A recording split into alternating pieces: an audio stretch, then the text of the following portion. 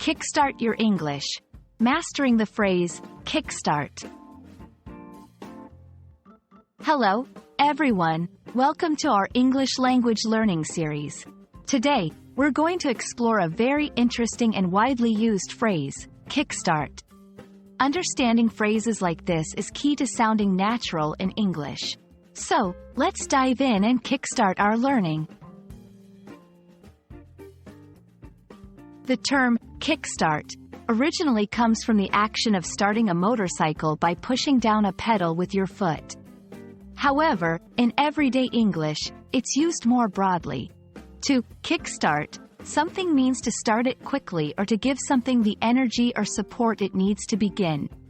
It's often used in a business or project setting, but can apply to almost anything that needs a boost or a strong start.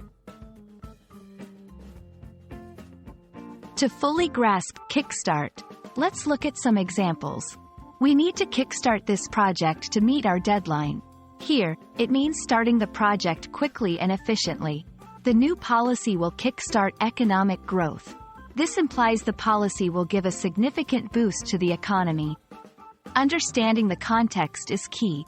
The phrase is versatile and can be used in various situations, making it a valuable addition to your English vocabulary. A common mistake learners make is using kickstart in a physical sense, like kickstarting a ball.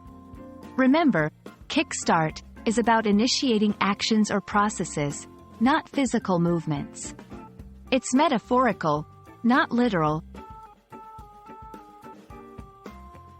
Now, let's practice. Try creating your sentences using kickstart and share them with friends or in the comments below. Practice will help you internalize its usage and make it a natural part of your English communication.